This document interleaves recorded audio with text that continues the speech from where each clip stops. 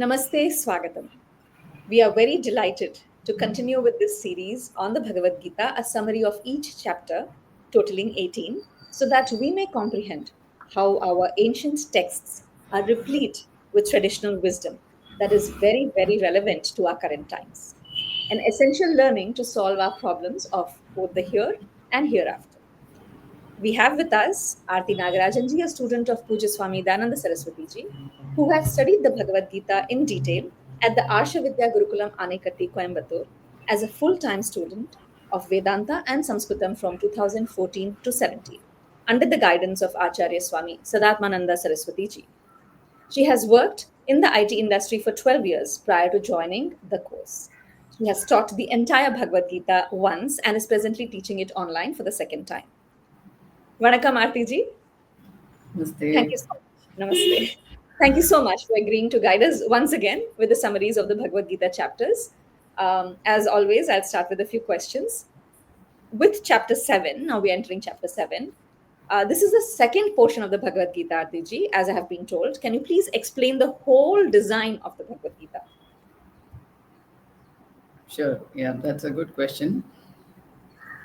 The Bhagavad Gita has 18 chapters and they are divided into three sections of each six chapters. So the group of six chapters, it's called Shatkam. So Bhagavad Gita can be seen as having three Shatkams, group of six chapters. Now, each Shatkam is focusing on a particular aspect of the teaching. Now, what kind of teaching is Bhagavad Gita giving us? It is the same teaching that the Upanishads gives. Whatever is said in Vedanta is what is there in Bhagavad Gita. Vedanta and Upanishads are synonyms. And we have the prayer verse also, Sarvo Upanishado Gavaha, Dogdha Gopala Dandanaha, and Partho Vatsa Sudhir Bhokta Dugdham Gitamrutam Mahat. So, if we consider the Upanishads as the cows, then Bhagavad Gita as the milk, the essence, which is extracted by Lord Krishna. So, Bhagavad Gita has the same essence that is there in the Upanishads. Now, what is there in the Upanishad? What is the teaching which is presented, revealed by the Upanishad? The Upanishads are vast and varied, but we have to get the saram. What is the essence, the essential teaching of the Upanishad? That is presented in the form of Mahavakyas. There are so many things that are talked about, but this Mahavakya presents the essential teaching. What is the commitment of the Upanishad? What is the truth which is revealed by the Upanishad, that is called Tatparya. The Tatparya is presented in the form of Mahavakyas. What are these Mahavakyas? They are not great sentences, they are small sentences only. But they reveal the oneness between Jiva and Ishvara. Jiva Brahma Aikya Bodhaka Vakyam is this Mahavakya. Now, Mahavakyas are so many, they are spread all over in so many Upanishads. But one of the famous Mahavakyas is this Tat Tvam Asi Mahavakya. It is presented in the Chandogya Upanishad and it has three words, Tat, Tvam, and Asi. The word is called Pada in Sanskrit. So there is Tat Pada, Tvam Pada, and Asi Pada. What does it mean? Tat means that, pronoun. Tvam means you. Asi means are. So the sentence literally means that you are. What is that? So pronoun should refer to a noun. In the Upanishad, of course, there is a lot of context brought in the teaching, and this comes only at the end of the Upanishad, the chapter. So that here refers to Ishvara. This Jagat Karanam Ishvara, the cause of the entire universe, Ishvara, is referred to by the word Tat. And Tvam is referring to you. You means here referring to the student there, referring to the Jiva, the individual. Asi means the equation. So you are that is the equation. But the sentence as such, when you take the direct meaning, does not make sense. So we cannot go with the direct meaning, which is called the Vachyartha. One has to go to the Lakshyartha, the implied meaning. So that directly means Ishvara, but we have to analyze what is the reality of the Ishvara. That is called Tatpada Vichara. Then again, we have to dwell on what is the reality of the Jiva in order to understand the equation. As such, it does not make sense. Oneness is not possible between Jagat Karanam, Ishvara, and me, who is Alpa, Jiva. It's never possible. So one has to analyze what is the reality, what is the Vachyartha of that sentence, or what is the Lakshyartha of the sentence. So we have to see what is really Tatpada, what does really Tvampada mean. So that is called Vichara. Now, in the Bhagavad Gita, what is happening is in the first six chapters, this Tvampada Vichara is focused. The Jiva Swarupa is analyzed. In the second chapter, if you remember, we saw how Atma is Hmm. presented as Yes. that which is Aja, Anadi, it is Sarvagata, it is not subject to any destruction.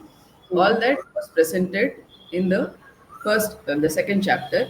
And then again, the means for gaining this Atma Jnanam, knowledge about the Atma, moksha was presented in the form of Karma Yoga and Jnana Yoga. And effort also was focused on in the form of gaining this knowledge. One has to perform this karma with the attitude of karma yoga, and how to prepare oneself for jnana yoga, and also how to perform this meditation in the sixth chapter. All that was presented, so it was more focused on the jiva. Now from the seventh chapter onwards, the focus shifts to Tat Pada Vichara, which is nothing but the analysis of Tat Pada, who is Ishvara. So, Ishvara Swarupam is going to be focused on in these chapters from 7 till 12. These six chapters will focus on presenting Ishvara. So, and the last six chapters, Asipada, will focus on presenting the oneness. In the 13th chapter, it is more seen where Kshetrajna, the knower of this body, mind, sense complex, as the witness is talked about, and Bhagavan says, I am that witness. So, there oneness is talked about, and other allied topics are also discussed in the last six chapters. So, this is how Bhagavad Gita can be seen as Tvampada Vichara in the first six chapters, Tatpada Vichara in the next six chapters, and Asipada Vichara in the next last six chapters. Okay. So that's a wonderful design that Bhagwan has automatically given to this. So does he reveal himself as the ultimate reality here in chapter 7? Since what you're saying, that's how it must be. If so, how does he do it, RTJ? And what does he say to Arjuna about it? Yeah. This is where the focus shifts as we saw. Suddenly, Bhagavan is going to start talking about himself. Until then, he was talking to Arjuna, you have to do Karma Yoga, you are more fit for Karma Yoga, and all that Jnana Yoga was talked about. Now he starts presenting himself. How is Bhagavan presenting himself? Hmm. In the Shastra, Bhagavan is presented as Jagat Karanam, the cause of the entire Jagat. Cause in the sense of both, not both, all the three, the creator, the cause from which this entire Jagat came about, Hmm. and the sustainer, the one who is making this Jagat function as it is, and the one into which the whole Jagat resolves at the time of Pralaya. So the creator, sustainer, and the resolver Hmm. is what is Bhagavan presented as in the Shastra. That is how all the Upanishads presented. Now, what kind of Jagat Karanam? Karanam, when we say cause. Yes. Now, there are different kinds of causes for any creation. Two major causes are recognized. For instance, for the creation of a pot, what do you think are required? clay to make it, and the person who makes it, the potter. Yes. So we need the maker and the Huh. material. Basic, Huh. at least these two we need. Of Hmm. course, some other, the stick and the wheel, all those also are required. But majorly, these two causes are required for any creation. It's called the efficient cause. Hmm. The maker is called the efficient cause, and the material is called the material cause. Right? Upadana Karanam it is called, and Hmm. Nimitta Karanam. The maker is called Nimitta Karanam. Now, Bhagavan is which here for this entire Jagat? Is he the Hmm. maker Hmm. or Yeah, the material? he's the maker for sure. Yeah, that we have seen, I think, in so many other theologies also. Yes. Bhagavan is presented as the maker. Yes. Yeah, Yeah. so they look up, oh, creator, Yeah. right? So Hmm. he is seen as the creator, all right. Hmm. Now, what is the material out of which this Jagat is created? There, the Shastra comes in and says, Hmm. Bhagavan is not just the maker, but also the material. Generally, the maker is apart from the creation. The pot and the potter are not the same. They're not The same. potter Yeah. is distinct Hmm. from the creation pot and the material also. But here Hmm. in this case, the Upanishad says just as the spider creates Hmm. the web out of itself and it resolves it back into itself. Hmm. So now, if Bhagavan is presented as the one into whom the whole Jagat resolves, then it has to be the material cause, right? The pot resolves into clay alone, not into the potter. Hmm. So, whichever is the resolution ground for the creation, that has to be the material cause as well, and that is how the Shastra presents Bhagavan as. So Bhagavan is not just the maker, but also the material cause. So this Jagat is nothing but consisting of Bhagavan as the maker and the material. Now, even in this material Hmm. cause, there are two aspects. Hmm. So Bhagavan is presented here in this chapter. Hmm. He is presenting himself as paraa and aparaa prakriti. Prakriti means cause. That which is capable of creation, that is called prakriti. Hmm. Bhagavan presents himself as para and apara prakriti. What is para prakriti, apara prakriti? Bhagavan says, I am in the form of this jagat, and what you see, the observable jagat, is consisting of, we can look at it in so many aspects. If we go by science, then we will say it is all nothing but molecules, atoms, and particles, and quarks. And finally, where does it end? It has to be the ultimate reality, Hmm. which does not break down into something else. What is that which is indivisible? First, they thought atom was indivisible, that's why they called it the atom. But then they found that it breaks down into so many other things, Hmm. the collider. So they Yes. found. Now, what is that reality of the Jagat which does not depend on anything else for its existence, which is independently existent, on which this whole Jagat rests? That is called Para Prakriti, Yeah. the absolute reality. Hmm.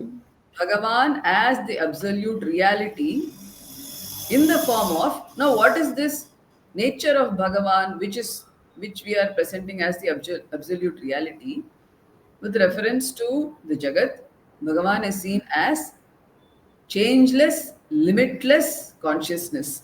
That is the nature of Bhagavan, presented in the Upanishad as Satyam, Jnanam, Anantam, Brahma. Brahma's definition is given as Satyam, which is unnegatable, Jnanam, which is in the form of consciousness, and Anantam, which is limitless. So, this Hmm. is the essential nature, intrinsic nature, Swarupa of Bhagavan, the reality of Bhagavan. And this is what sustains the whole Jagat.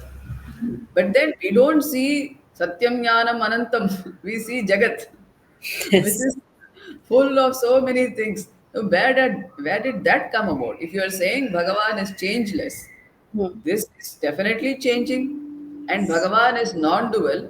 There is so much of duality. Where did this come from? That is from the aparaa prakriti, the other aspect of Bhagavan. Here in this chapter, it is presented as in the form of eightfold prakriti, ashtadha prakriti. Bhagavan says there the five elements: Akasha, space, Vayu, wind, Agni, fire, Apaha or Jalam, which is water, and Prithvi, earth. And along with them, three more are presented: Manas, Buddhi, and Ahankara. Products created through these elements.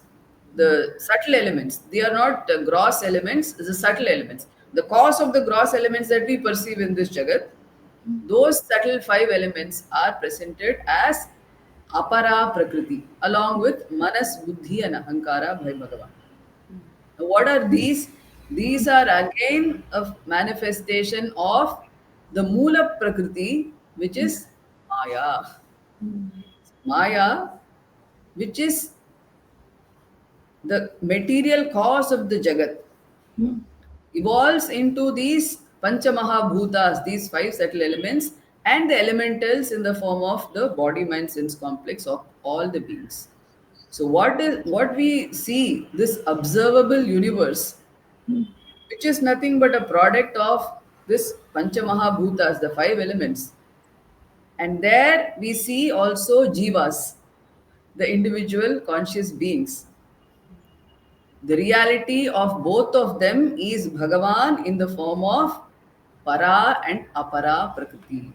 And that is how Bhagavan presents himself. I am in the form of the cause of this entire Jagat, the things and the beings, in the form of consciousness, as well as these elements, which again have their cause in Maya. So Maya, Apara Prakriti, and Para Prakriti, Brahma, is the cause of this entire Jagat. So, can we say that para and apara are same because Bhagwan is the cause for both, or we cannot? It's different in a way. No, in if you look at the reality aspect of Maya, Hmm. what is Maya? Maya is not some independent reality, but it is entirely depending on Brahma for its existence, Hmm. consciousness for its existence. So Maya does not exist apart from Brahma. So in that sense, you can say this apara prakriti again folds into para prakriti, its reality, Brahma. So finally, there is only one cause. But Okay. with reference to the Jagat, we Hmm. look at Bhagavan as having twofold nature in the form Hmm. of para prakriti and apara prakriti. Okay. So, what would transcendence mean, Artiji, in this case, when we say, what exactly does Bhagavan also mean when he says go beyond apara to reach the para or realize the para? Going beyond apara is only recognizing that apara is a dependent reality.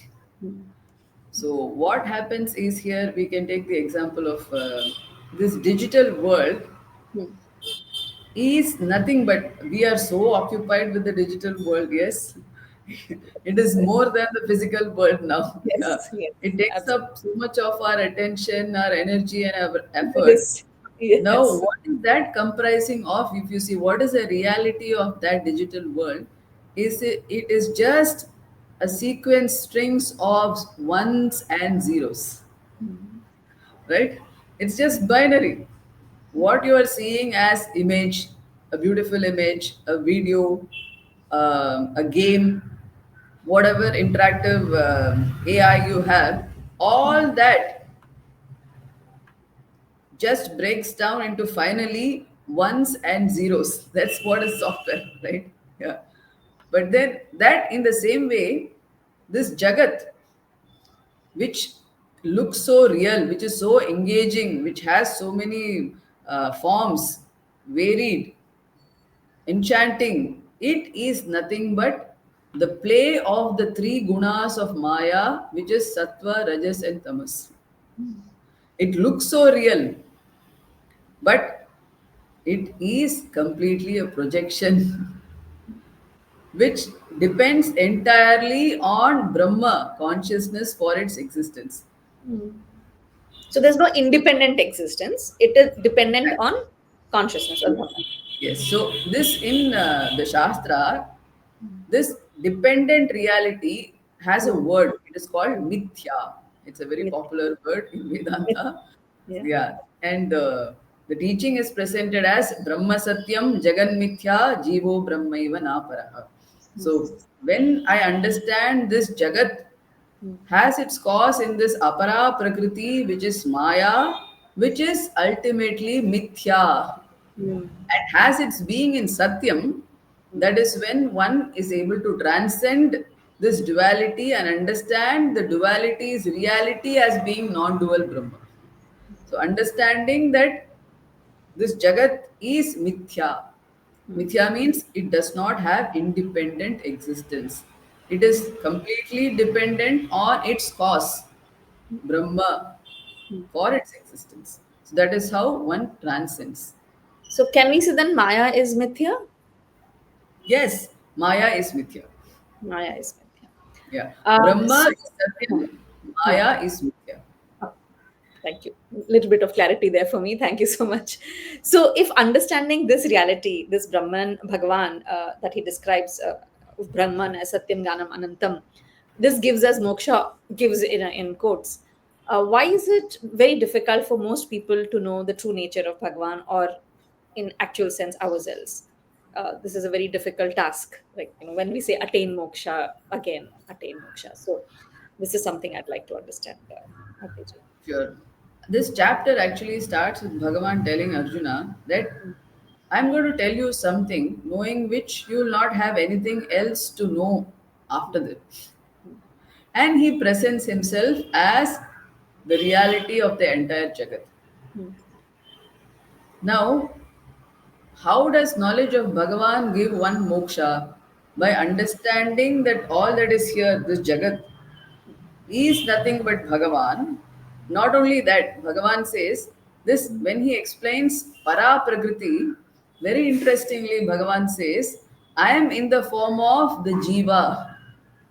Please, he said, I have now described the aparaa prakriti in the form of the five elements and the buddhi, manas, ahankara. Now know the my para prakriti, my absolute higher nature, in the form of the jiva. What does this jiva mean? Jiva here means Atma, the witness, the Chaitanyam of the body mind sense complex, that is the jiva. So, there Bhagavan is presenting the para prakriti as the nature, the reality of the jiva, the final reality of the jiva being Atma, which is same Sat Chit Ananda.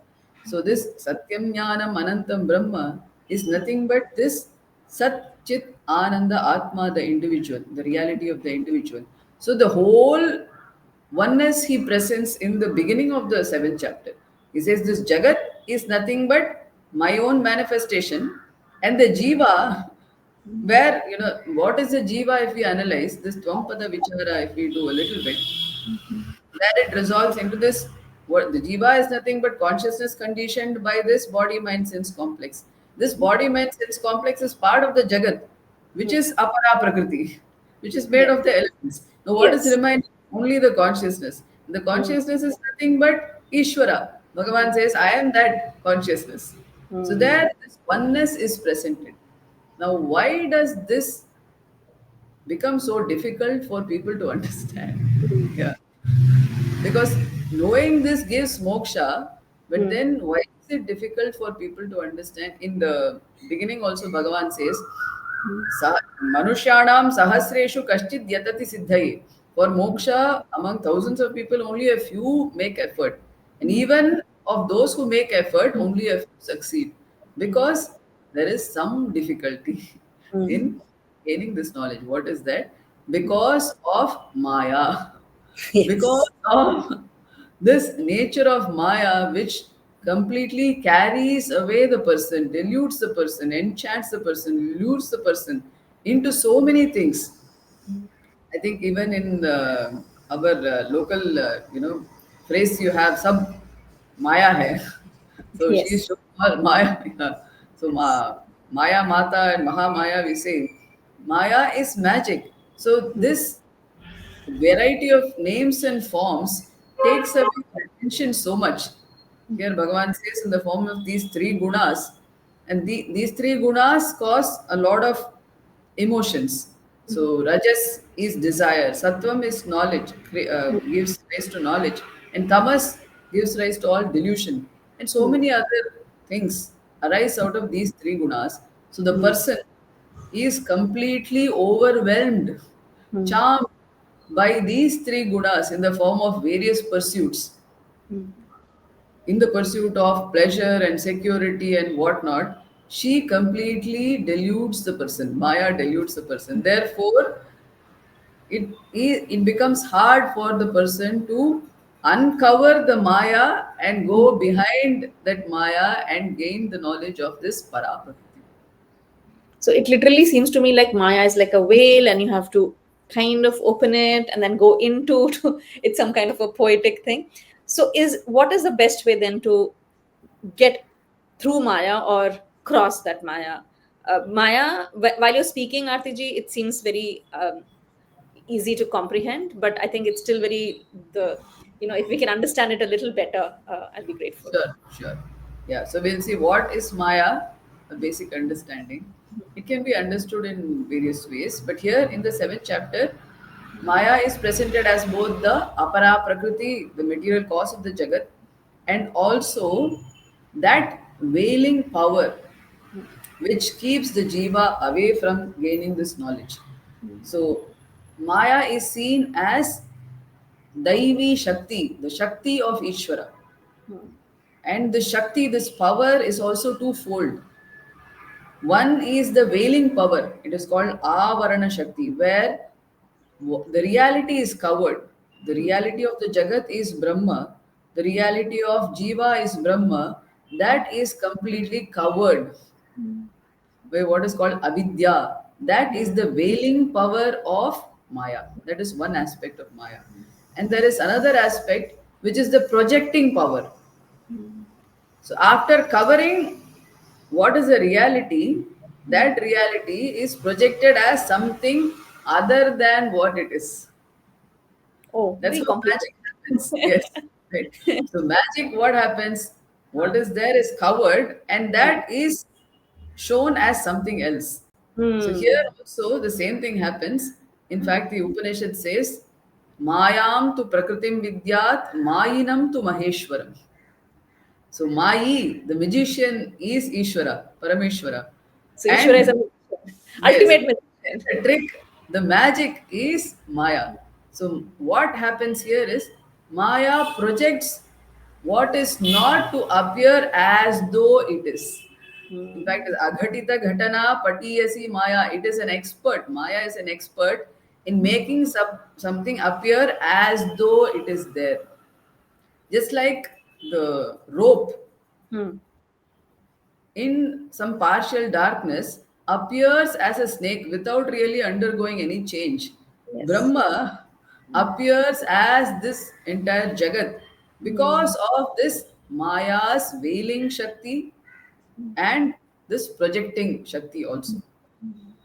So this Maya has twofold powers because of which Hmm. this entire Jagat appears as it is, which is really Brahma. It appears Hmm. as this varied names and forms, and also it covers the reality of Jiva being Ishvara in the form of avidya, ignorance. It's very So that, difficult then to get over. Sorry, I thought you were done. yes, yes, So it's very difficult to then get over this because then there's a veiling power, there's a projecting power to penetrate through all that, and the world is so beautiful when we see it because obviously it stems from Bhagavan. So yeah, please continue though. But my question was, how do we get over this, get through that, penetrate through that avidya and uh, see through that projecting power, like make sure that okay, we know that it's projecting power. sure, yeah. And so I would just like to, yeah, Yes, complete, please, yeah, the please. last topic. Here, Maya is not a parallel reality as we have seen. Hmm. The Shastra presents that this Jagat is nothing but Brahma. Sarvam Khalvidam Brahma. Ishavasyam Idam Sarvam is the teaching of the Upanishad. Now, Brahma's nature is presented also as changeless, limitless consciousness. Hmm. Now, how can the Jagat, which is changing, which is Hmm. limited, Hmm. be Equal from or this Brahma, which is changeless and limitless? So, there we bring in this factor called Maya. hmm. So, that which is non dual, changeless, limitless reality, Brahma, Hmm. Hmm. because of this Maya Shakti, appears as Brahma. So, that is a factor involved, which is used to explain how Appears as this Jagat. Sorry, I think you said appears as Brahma. So because of Maya yes, Shakti, yes, this Brahma, yes, I'm sorry if I said that. This Brahma, which is changeless, limitless, non dual, hmm. appears as this varied Hmm. duality in the form of Jagat, in the form of various Nama Rupas, names and forms. Hmm. How is that possible? That Hmm. is possible because of this Maya Shakti. So, that is a factor which Hmm. makes Brahma appear as this Jagat. Now, how does one get over, come out of the spell of Maya? That is Very really confused. hard because until you are under the spell of magic, you can't get out of that, right? Hmm. So you have to be out of the spell to be able to come out of the spell. Yes, So, it's a how conundrum. does, yes, so until you are within the fold of Maya, within this magic, and she is called Mohini, and Hmm. you must have heard who is Mohini. In the Puranas, Mohini is presented as the manifestation again of Vishnu, Mahavishnu. Yes. And we know the story how this Samudra Mathana, when it happens, the Asuras and the Devas, they fight over the Amrita, and then the Asuras take it away and run. Hmm. But Bhagavan appears as Mohini and completely deludes them and Yes. distracts them from their purpose, which is Amrita, and then finally gives it to the Deva. So Mohini, this Maya is called because it completely lures the person, attracts the person, enchants the person. Now, how does it? How does one get over Maya? Hmm. Bhagavan says again in the seventh chapter, he gives the upaya himself. Hmm. Mam eva ye prapadyante mayam etam taranti te. Te mayam taranti. They cross over this Maya. When ye mam eva prapadyante, those who seek only me as their refuge, Hmm. they can cross over Maya. So, what does it mean to surrender to Bhagavan? Hmm. It can be can be understood in two ways: surrender in the form of bhakti, devotion to Bhagavan, as Hmm. the one who can help me cross over Maya. Hmm. But in the teaching, Bhagavan Shankaracharya presents it as understanding this paraa prakriti as the changeless, limitless consciousness, which is my reality. That is called really seeking Bhagavan as the refuge. Understanding the nature of Bhagavan to be myself. That will only ultimately release the person from this samsara, which is a product of Maya. Hmm. So by seeking Bhagavan, by understanding Bhagavan, by understanding the reality of Bhagavan as Hmm. oneself, as free from Maya, Hmm. one crosses over Maya. If you have seen this movie called Matrix, Hmm. Hmm. yes, Yes. Long there back. what happens? Yes, long back, yes. There, this person, the character Neo, is living in a simulation. Hmm. Again, this digital world, which is a simulation, which is a virtual world. Hmm. How does he break free? By understanding it is a projection. Yes. So when he sees that it is really a projection, by Hmm. understanding the reality of the projection to be distinct, Hmm. completely gets released from that projecting power, the enchanting power of this Maya. They must be influenced by Bhagavad Gita. Perhaps they did some research. There are so many similarities there. Yes, yes. So you would say that means that we have to do the study because you're saying to understand that the nature Swarupa of Bhagwan is nothing but the my own nature. That understanding will get me overcome Maya. In literally, it would mean that overcome the aparaa to realize oneself, to realize the para. Then it would mean a study of Upanishads and Vedanta. So we come back to Guru and the Shiksha, perhaps. So that is Yes, what. Okay. yes. So to get there, you said there has to be devotion. We have to surrender and then understand this oneness. What type of devotees would you think? Because Bhagwan does explain there are four kinds of devotees. So could you please tell us about that, Artuji? I'd like to see where I stand and what I need to do to get to the next level. Yeah, yeah, it's better we don't get into self-judgment, where I stand, all that. We Okay. understand, yeah, what is presented and we move forward. Now, Okay. yes, in this chapter, interestingly, Bhagavan presents Chaturvida bhajante mam jana sukritinurjana artho jignyasurartharthi jnani cha bharadarshapha. He says, Sukritinaha, those who have punya, because to recognize Bhagavan requires some punya. We see that in this current world, recognizing Bhagavan is a rarity. Astikas are, dwindling. So here, the one who recognizes Bhagavan needs has some punya. So those people are called Sukritinaha. Now Mm, there are four kinds of mm, devotees Bhagavan talks about. First, he presents who is called Arthi. Arthi, not Yeah, Arati, not your name. not Okay. Arati. Yeah, Arthi. Arthi. Arthi. Yeah. Here the bhakta is called Artha Bhakta. Artha means the one who is in distress. Arthi means suffering, distress, affliction, trouble. The one who has Arthi is called Artha. Mm, So the one who is under great, trouble, some disturbance, some mm, pain, some suffering is called Artha Bhakta. Now, mm. why is he a Bhakta? I think that's very obvious. So that person recognizes that I don't have any other go now. I Yes. have to go to Bhagavan for solving my problems. So I am under great distress. Some great misery has befallen me. Now, who will help me? I see around, I look around, all of them are in the same state as myself. They cannot help me. So I recognize that there is a higher power who is all knowledge, all Shakti, all power, who can help me. So that person evokes Bhagavan, prays to Bhagavan. That kind of devotion here Mm, is talked about by Bhagavan. That person is called Artha Bhakta, the one who calls out for Bhagavan at the time of some mm, distress. That is mm. how I think a lot of people also recognize Bhagavan. And you must have heard famously, Kunti said in Mahabharata, please give, oh, when Krishna asked, what do you want? When he went back to Dwaraka after the Mahabharata war, she said, please give me a lot of suffering. I said, why? Mm, mm. Only then I can remember you. As long as Yes. I'm comfortable and Okay. enjoying, I Mm. don't remember you. I just enjoy. I am doing boga. So Yes. Yes. when there is some distress, then I take your name. So Yes. there, that kind of bhakta is called Artha Bhakta. Mm, Now the second type of bhakta is called Artharthi. Artha means some benefit, some material benefit, some pursuit. mm, Arthi here, the one who seeks. mm, Arthi here, it's not Arthi, sorry, Arthi. Artha mm, Arthi, the one who seeks some material benefit out of mm, Bhagavan.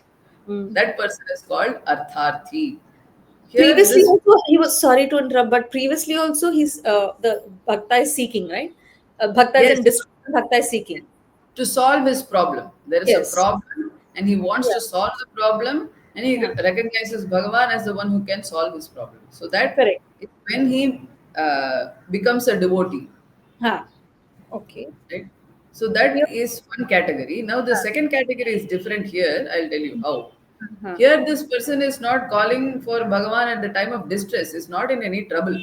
Oh. But the person is seeking some artha, some benefit, some goal in the form of pleasure or security, a name, fame, a progeny, wealth, job, marriage, whatever. Hmm. Is seeking something, Hmm. seeking some end. And Hmm. Bhagavan becomes a means for the end. It's a deal with Bhagavan. Bhagwan can get me these things he knows, so he therefore he makes a deal. So it's not like Yes, he's in distress, he's in trouble. It's not like yes.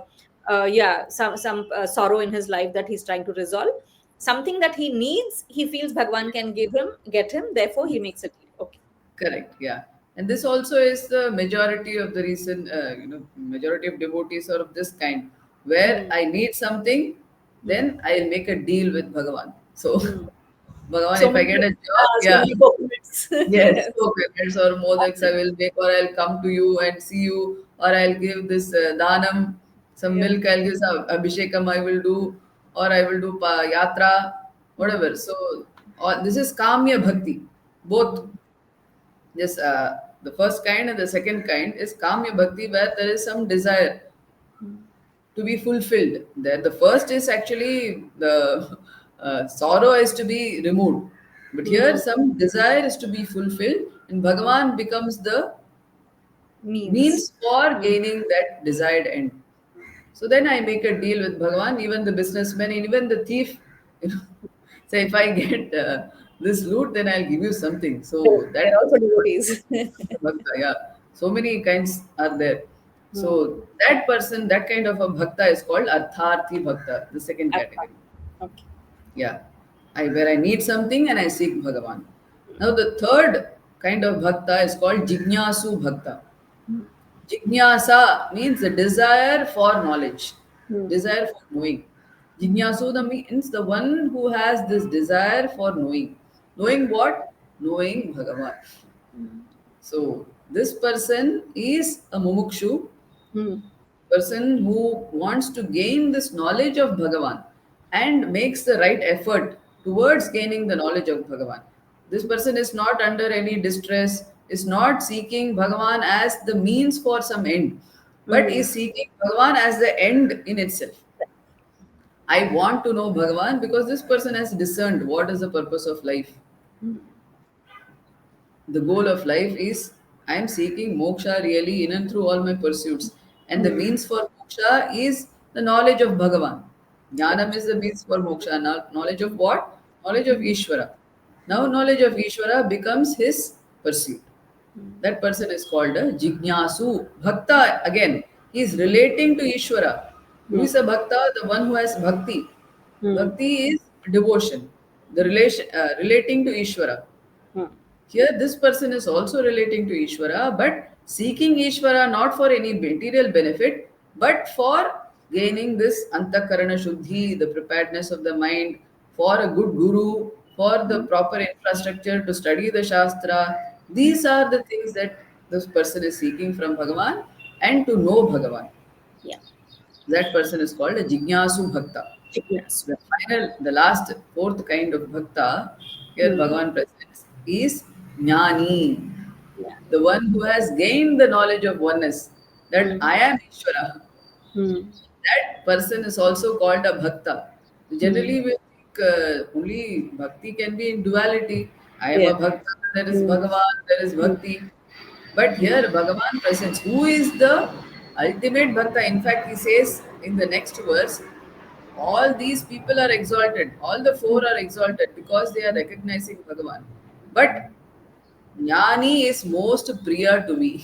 The most Hmm. dearest among the bhaktas is Jnani. Why? This Jnani has recognized Bhagavan as oneself.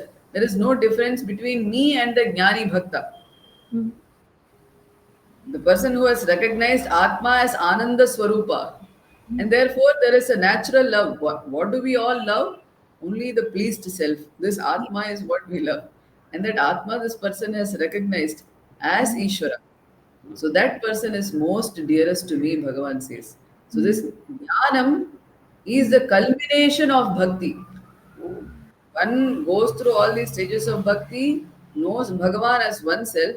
That bhakti's culmination is in the form of knowledge of oneness that is presented by Bhagavan in this chapter by saying that Jnani is the most beloved bhakta.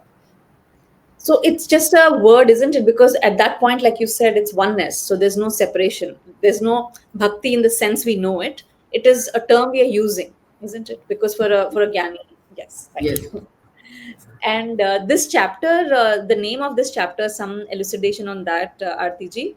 What does Sri Krishna mean when he says jnana and vijnana, and what is the difference? Yeah, sure. So this chapter is called Jnana Vijnana Yoga. The topic is Jnanam and Vijnanam. Now, Jnanam is knowledge. Now, if it is combined with Vijnanam, then what does it mean? Then we make a difference. Bhagavan also starts this chapter by saying, I will present you Jnanam and Vijnanam to Arjuna. So Jnanam is can be seen as the knowledge of Ishvara as Jagat Karanam. This is called Paroksha Jnana. Paroksha Jnana means I understand that there is Bhagavan who is the cause of this entire Jagat, who is all knowledge, all Shakti, and whom I can relate to, have bhakti, and seek this freedom from samsara in the form of all these problems. So that kind of knowledge of Ishvara can be seen as this jnana. What is vijnanam then? Vijnanam is going further and understanding the paraa prakriti of Bhagavan to be myself. The nature of Bhagavan to be myself. That immediate knowledge, that complete knowledge is called vijnanam. So first, jnanam is partial knowledge in the form of just the vachyartha of the word Ishvara as the cause of this entire jagat, as all power, all knowledge. And the second, vijnanam is understanding Ishvara as myself.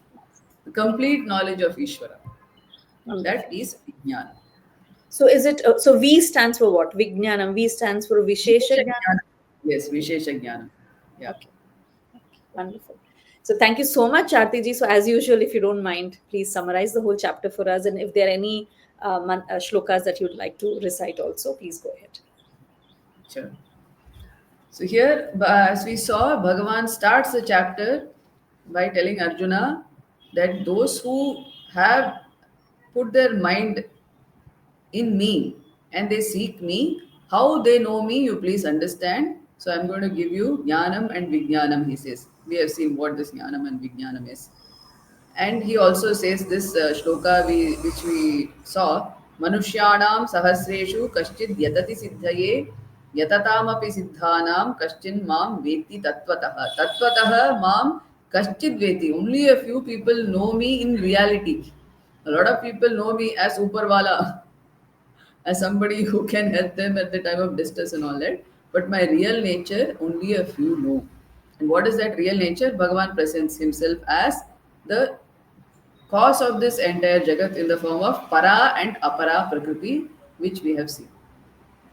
And there he presents in the next section, he presents his transcendence and immanence. Now, immanence he shows by saying, I am the truth of everything that is here. A few example he gives, I am the taste in the water, I am the scent in the essential nature of everything is myself, he shows by saying that I am the scent of the earth, I am the heat in the fire, I'm the brilliance in the fire. And he also extends it to saying that I am that brilliance in a brilliant person, the intelligence in the intelligent person, the strength in the strong person. And I'm also in the form of desires which are not against dharma. So I am in the form of everything he presents in the next few verses.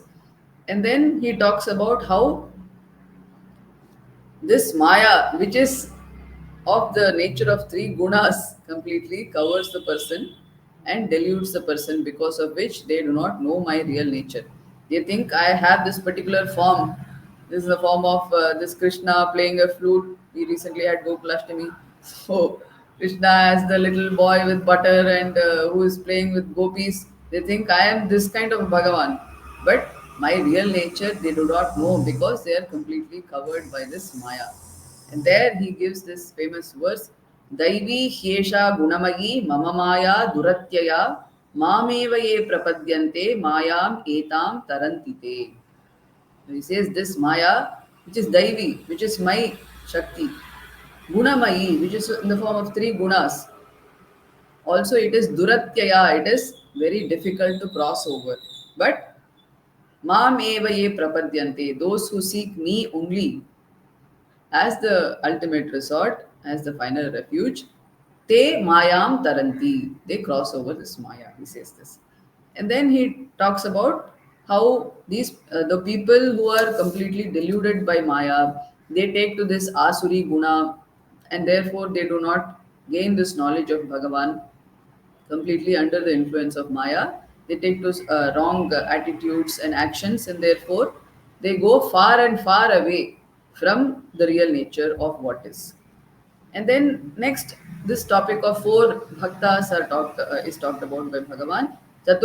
This verse, Chaturvidha bhajante mam janaha sukritinorjuna arto jignyasurartharti jnani cha bharatarshapha. So he says these four kinds of bhaktas are there.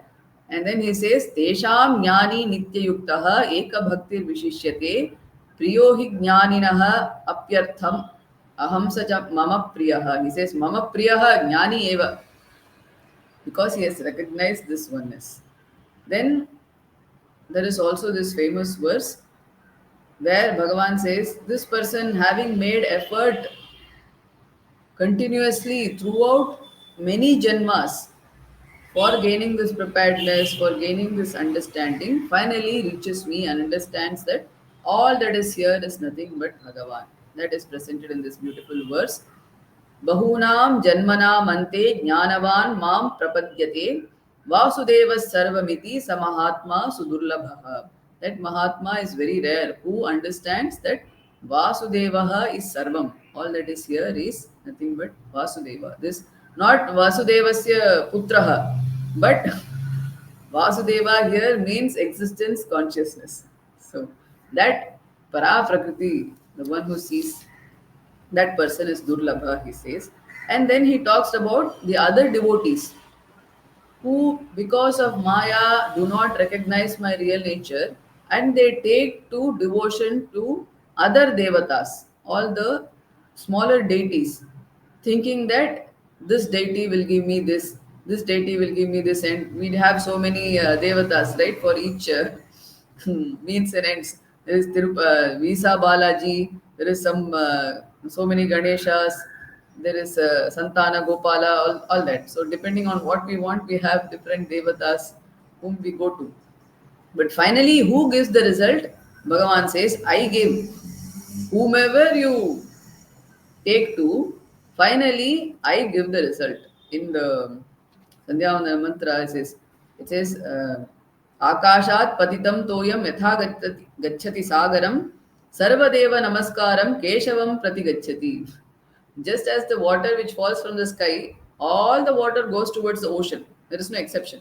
In the same way, whichever devata you prostrate to, sarvadeva namaskaram, keshavam prati gacchati. It goes towards Keshava, this ultimate reality. So Bhagavan says, I give the result. Whomever you are devoted to, finally the result comes from you. Then finally he concludes by actually saying, those who want to be free from this old age and death, they make this effort, and they are the ones who are committed to my knowledge. They gain this complete knowledge of Brahma. That he says in the 29th verse, Jara Marana Mokshaya Mam Ashritya Yatantiye Te Brahma Tad Viduh Krishnam Adhyatmam Karma Chakhilam. They understand Brahma. And then in the final verse, he plants the seed for the next chapter, where he introduces some terms, where he says Adhibhutam, Adhidaivam, Adhiyajnam, then Prayana Kale, how at the time of death, how one should remember Bhagavan.